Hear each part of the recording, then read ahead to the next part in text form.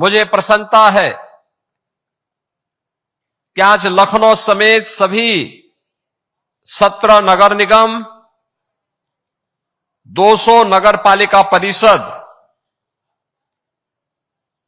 और लगभग 500 के आसपास जो हमारे नगर पंचायतें हैं, 545 नगर पंचायतों की 3 वर्ष के कार्यकाल आज पूरा हो रहा है।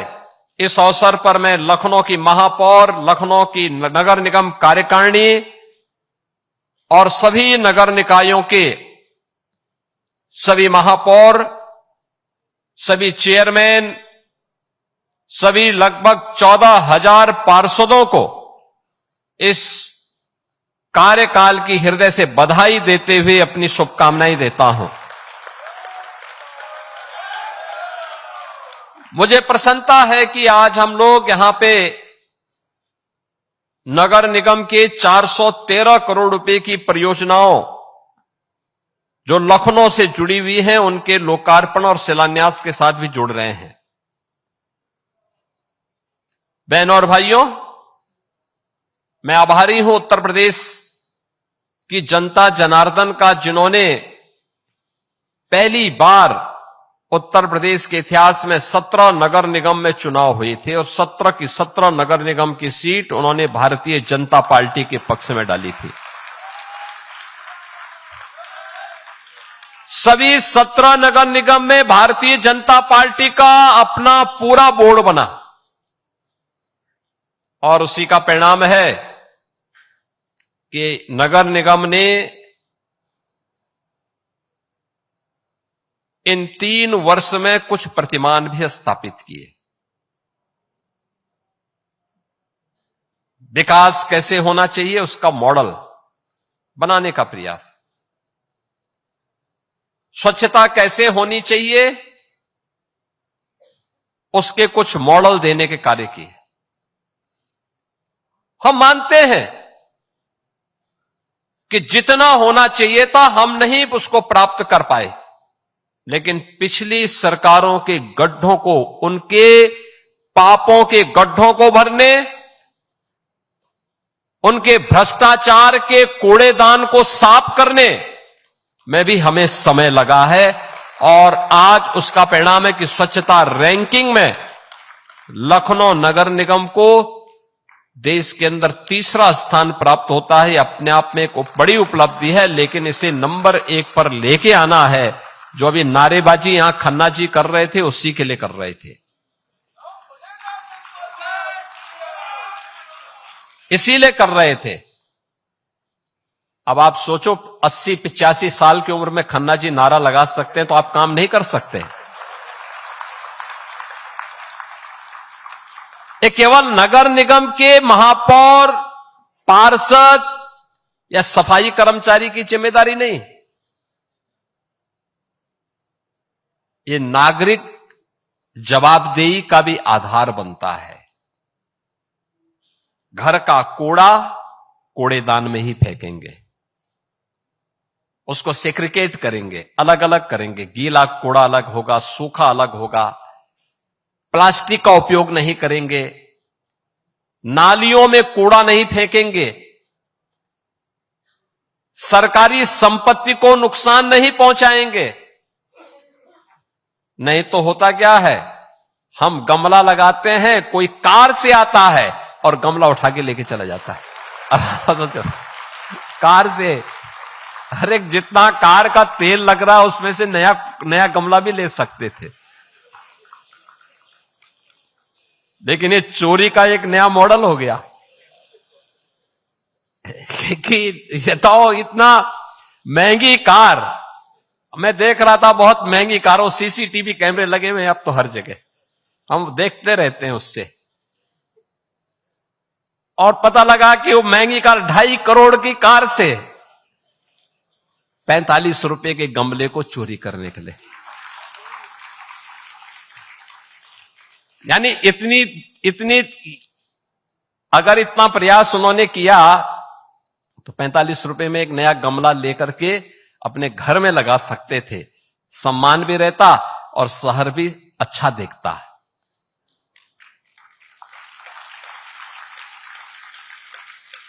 एक बार तो मेरे मन में आया था कि उसकी फोटो मैं चौराहे पर लगाऊं,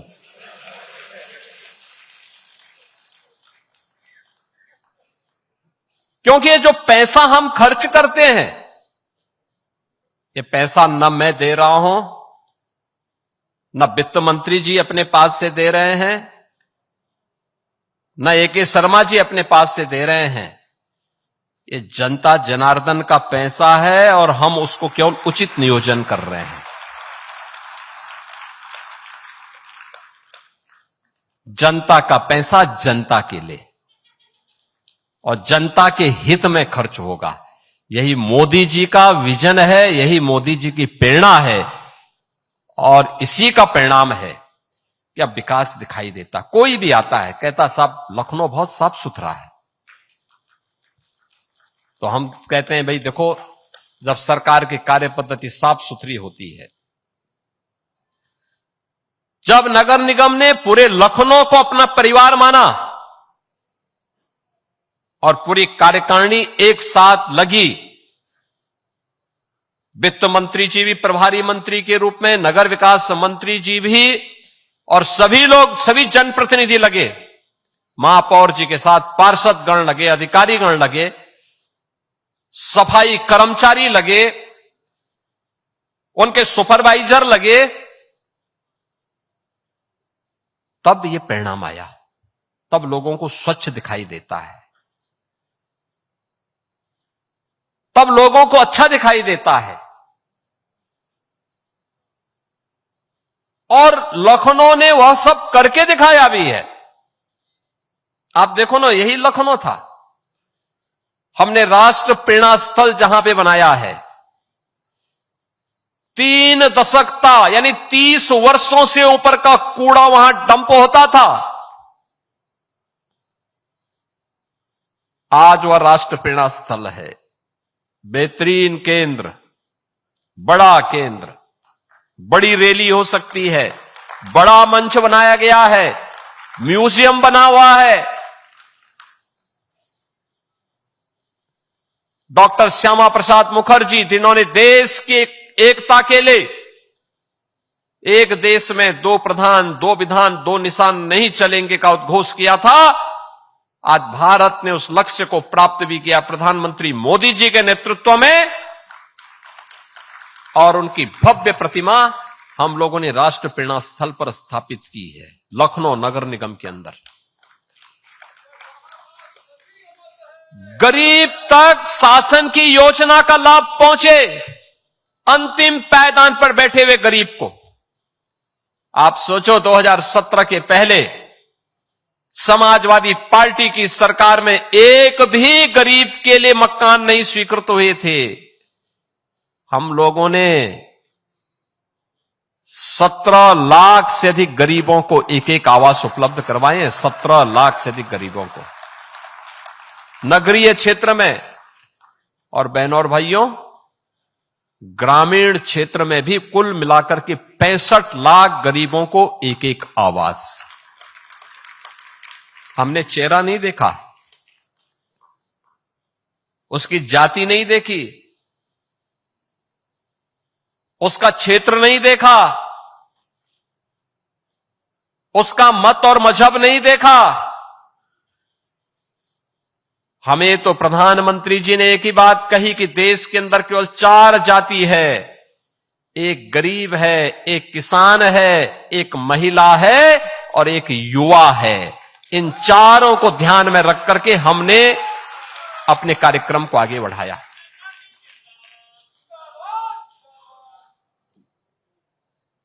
गरीब को शासन की योजना का लाभ पहुंचाना। पंडित दीनदयाल उपाध्याय जी ने 1960 के दशक में देश को कहा था, और तब उन्होंने कहा था कि देश की योजना का आधार, आर्थिक उन्नयन का आधार ऊंचे पायदान पर बैठा हुआ व्यक्ति नहीं, बल्कि सबसे नीचे पायदान पर बैठे हुए व्यक्ति की प्रगति से देखा जाना चाहिए।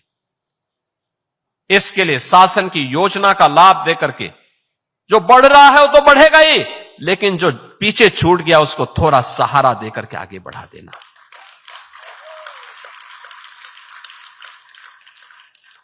आवास की सुविधा, शौचालय की सुविधा, आयुष्मान भारत की सुविधा, उज्ज्वला योजना की सुविधा, बिजली की फ्री कनेक्शन की सुविधा, ये उसी क्रम में उपलब्ध कराए गए, उसी क्रम में उपलब्ध कराए जा रहे हैं।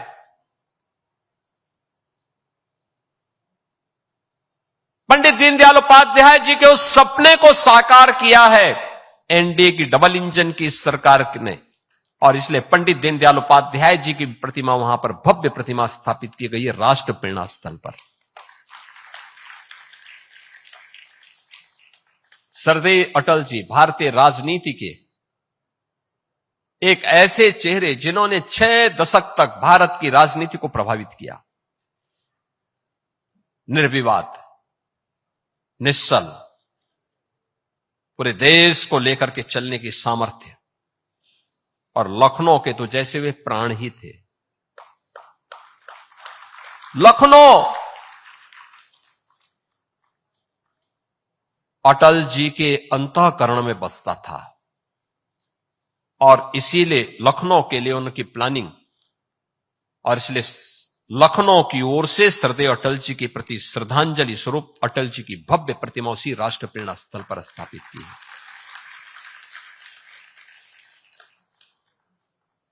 आदरणीय प्रधानमंत्री जी स्वयं लखनऊ आए, माननीय रक्षा मंत्री जी लखनऊ में रह करके उन्होंने उस कार्यक्रम को सफल बनवाया, और आज हम भी कह सकते हैं कि हां, लखनऊ में राष्ट्र प्रेरणा स्थल है, लखनऊ में ग्रीन कॉरिडोर है, लखनऊ में मेट्रो है,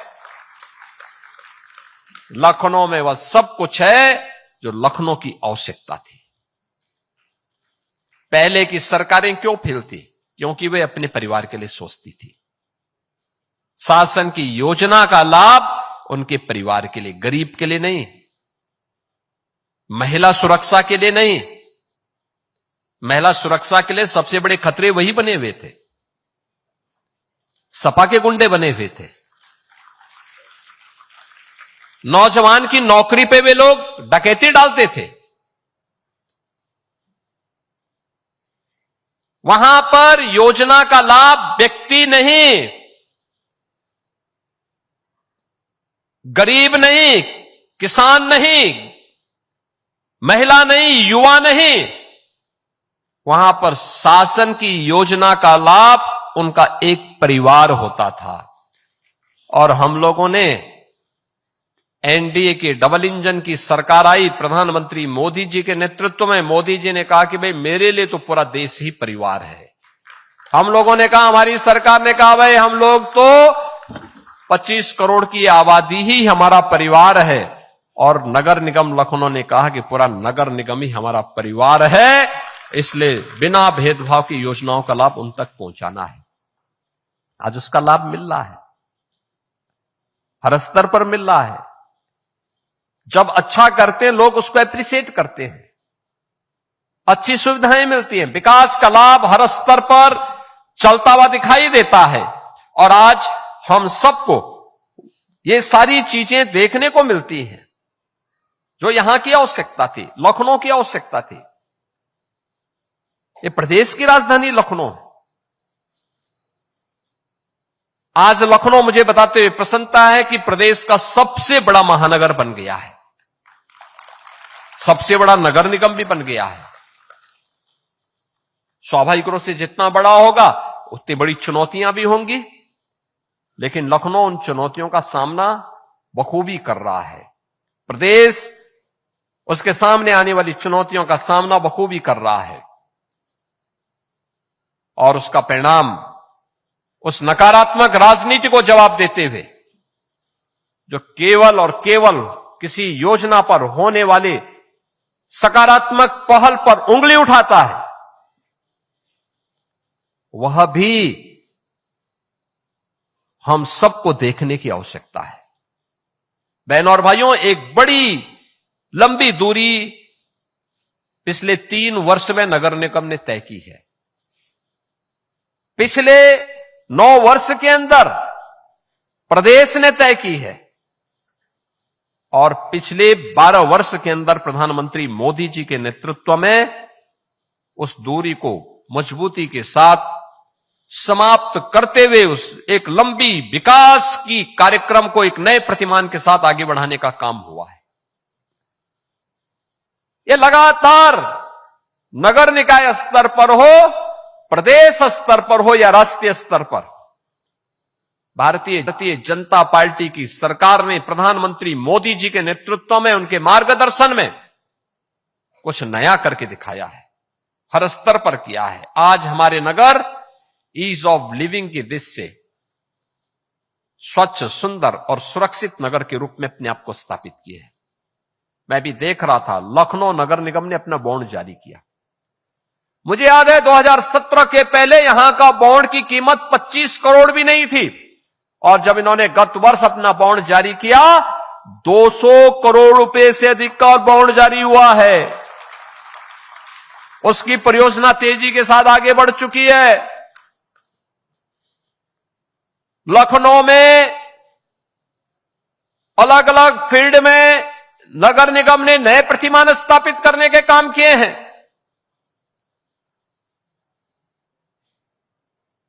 वे सब योजनाएं उंगलियों में गिनी नहीं जा सकती, उसको महसूस किया जा सकता है और इसलिए हम कह सकते हैं ये तब हो पाया जब केंद्र बिंदु व्यक्ति, परिवार नहीं, पूरा समाज बना है, पूरा नगर निगम बना है, पूरा प्रदेश बना है, पूरा देश बना है।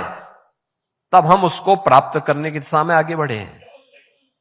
आज वो सब हम सबको देखने को मिल रहा है और इसीलिए मैं आज के अवसर पर आप सबसे कहना चाहूंगा, देखिए पिछले कुछ दिनों से भारी बिजली संकट है, चुनौतियां हैं, ऊर्जा का संकट है, वैश्विक संकट बन चुका है। अमेरिका ईरान के युद्ध के कारण सप्लाई लाइन प्रभावित हुई है। दुनिया के अंदर तमाम क्षेत्रों में तेल की कीमतें आसमान छू रही हैं। हमारे यहां मुद्दा बनाने का प्रयास किया जा रहा है। जिस अमेरिका के पास अपनी ऊर्जा के स्रोत हैं, उस अमेरिका में पेट्रोलियम पदार्थों के दाम दुगने से अधिक हुए हैं। महंगाई वहां चरम पर है।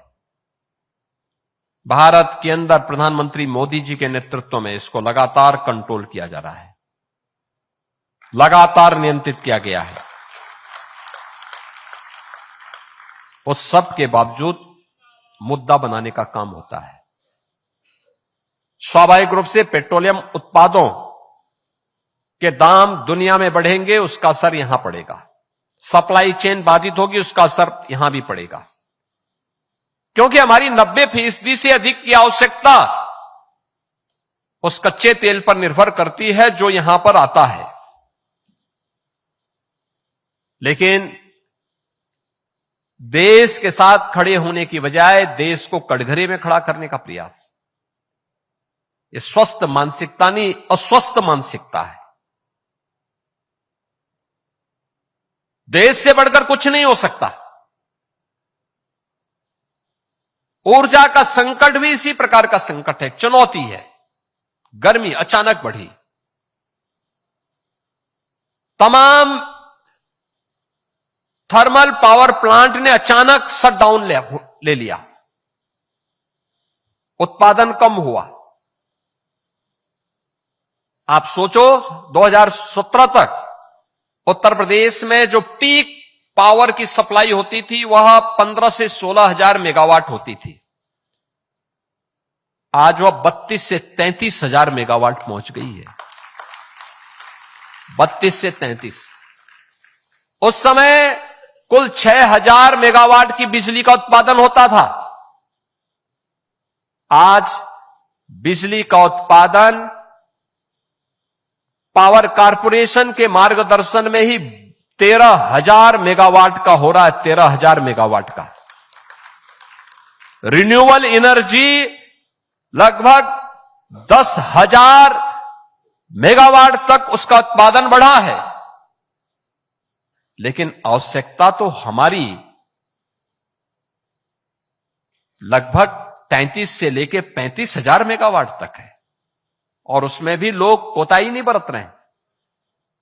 थोड़ा एलपीजी के संकट को देखते हुए अपना सिलेंडर सुरक्षित रखे हैं, उन्होंने इलेक्ट्रिक हीटर लाकर के उसमें भोजन बनाना शुरू कर दिया। बचना पड़ेगा। देश की समस्या हम सबकी समस्या है, व्यक्ति की नहीं, देश की। हर व्यक्ति को इसको अपने ऊपर भी लेना पड़ेगा। और हमें देखना होगा कि जो ये अफवाहबाज हैं, ये देश के हितैषी नहीं है, आपके हितैषी भी नहीं है। ये सब जब भी सत्ता में रहे हैं, इन्होंने आपके हितों के लिए कार्य नहीं किया, आपका विकास बाधित किया, नौजवानों की नौकरी में डकैती डाली, महिलाओं की सुरक्षा में सेंध लगाया, अन्नदाता किसानों को आत्महत्या करने के लिए मजबूर किया, और गरीब के हक पर डकैती डालने का काम भी इन लोगों ने किया था।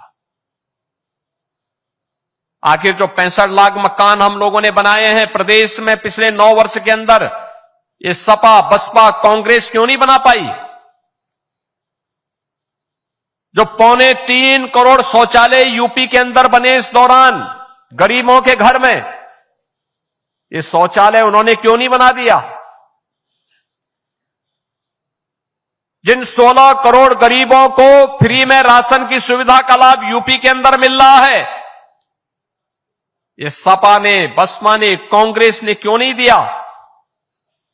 आयुष्मान भारत में जिन लोगों को फ्री में 5 लाख रुपए की सुविधा प्राप्त हो रही है स्वास्थ्य की, हर वर्ष दी जा रही है, ये काम उन सरकारों ने क्यों नहीं किया? क्योंकि उनके नजरिए में, उनके एजेंडे में गरीब था ही नहीं, महिलाओं की सुरक्षा थी ही नहीं। हमने 9 लाख गरीबों, 9 लाख युवाओं को सरकारी नौकरी, हम लोगों ने 3 करोड़ प्रदेश के नागरिकों को प्रदेश के एमएसएमई यूनिट में समायोजन करके स्वावलंबन की दिशा में अग्रसर किया है।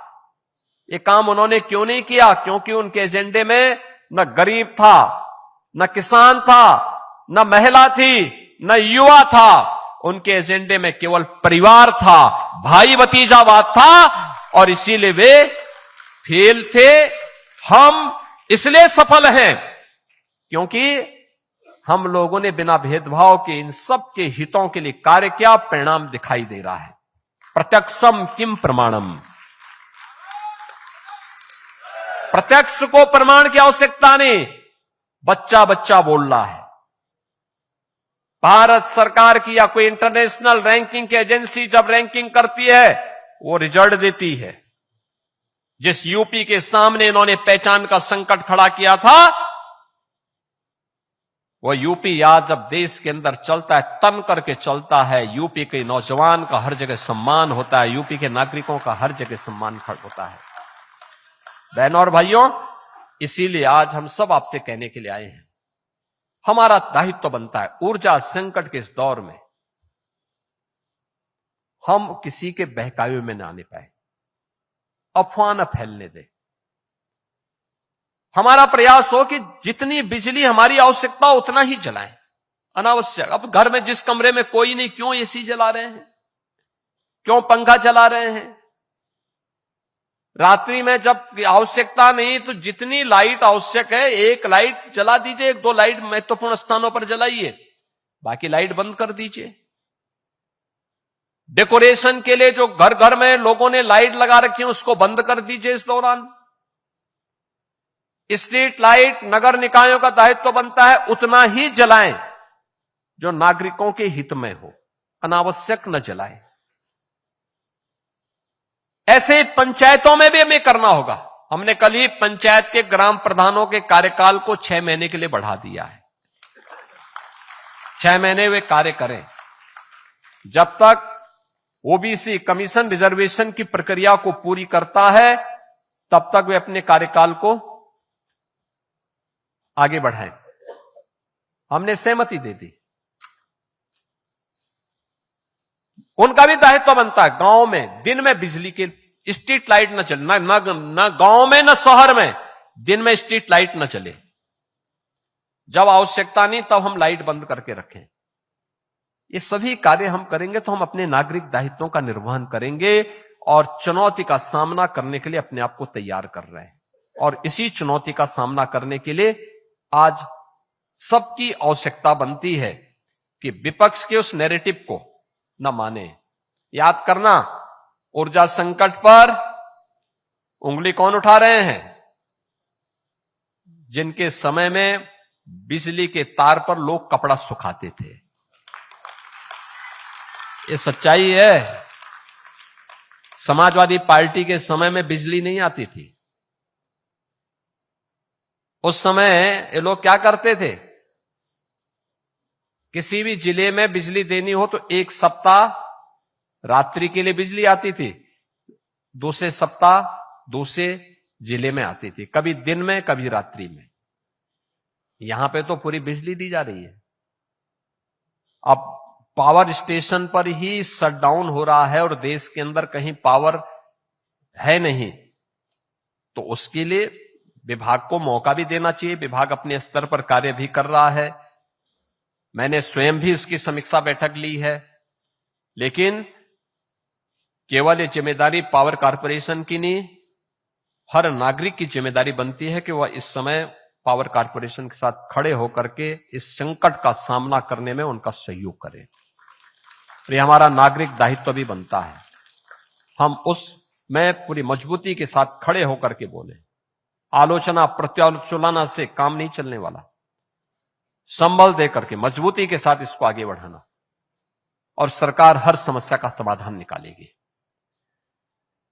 ये डबल इंजन की सरकार है। ये डबल इंजन की सरकार समस्या नहीं छोड़ती है, समाधान देती है, समाधान। और उस समाधान को देने के लिए हमारे नगर निकाय भी, हमारी सरकारें भी मजबूती के साथ कार्य कर रही हैं। और आज इसी समाधान का एक प्लेटफॉर्म है नगर निगम। हर प्रकार की नागरिक समस्या का समाधान। अब तो नगर निगम का अपना भव्य भवन 100 साल के बाद बन रहा है। शुरुआत हो गई है। एक मॉडल गौशाला बना रहे हैं लोग। मॉडल गौशाला ऐसी जहां गौ सेवा भी होगी और गौशाला के माध्यम से सीएनजी का भी निर्माण होगा, कंपोस्ट भी बनेगा, नेचुरल फार्मिंग भी होगी, और हर एक वेस्ट को वेल्थ में कैसे बदलना है इसका भी उदाहरण प्रस्तुत होगा। नगर निगम अपने इन सभी कार्यक्रमों को आगे बढ़ाएं। जो उनका integrated command and control centre है, या बेहतरीन तरीके से कार्य कर रहा है। इसका उपयोग हम लोगों ने कोविड कालखंड में किया था। नागरिकों को सुविधा प्रदान करने के लिए, बेहतरीन स्वास्थ्य की सुविधा प्रदान करने के लिए ये सभी कार्य हम लोग उस दौरान लेते थे। आज भी ट्रैफिक मैनेजमेंट, स्वच्छता और डेवलपमेंट की एक्टिविटीज को देखने के लिए बहुत अच्छा प्लेटफॉर्म है।